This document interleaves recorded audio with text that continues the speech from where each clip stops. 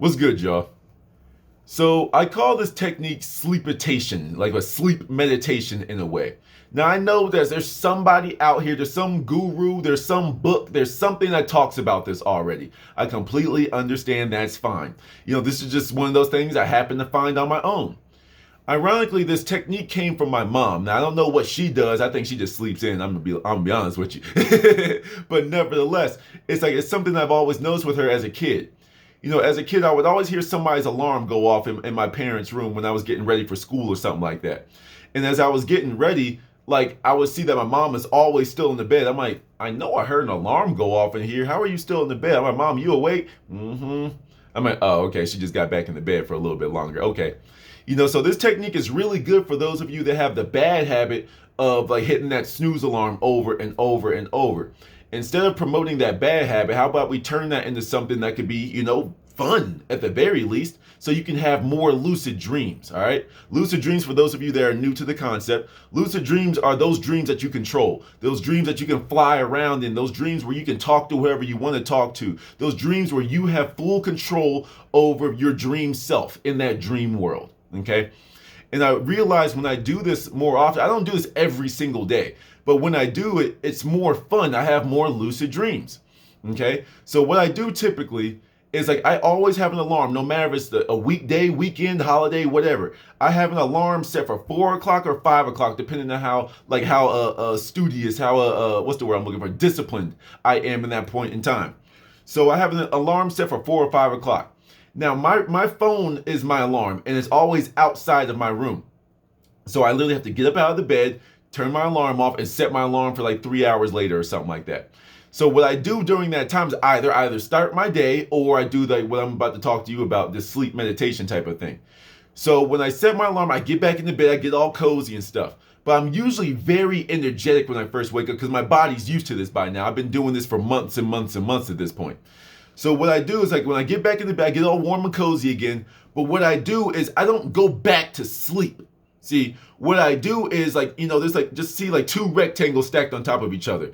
And the line where they meet is where I'm trying to get to. So there's a conscious mind and the subconscious mind. I'm trying to get right here. I'm trying to walk this line. So I'm trying to be right in that little threshold between awake and sleep, right? And what I do when I find this is like I'm finding it easier to find this little sweet spot.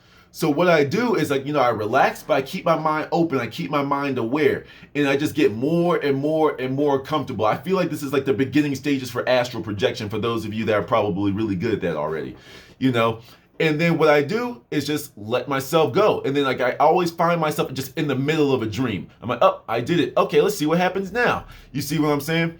What I found with this technique is, number one, messages come through easier because I'll just pop back into a dream. But then number two is I find that I can re-enter a dream. So if I was sleeping, actually knocked out, and I have a dream, I find it easier to get back into that world.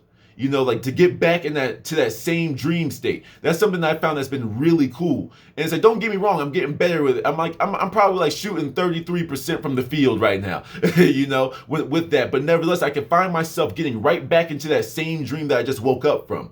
I find that to be very, very cool. Sometimes there'd be just recently, a couple days ago, I was being chased by a killer clown.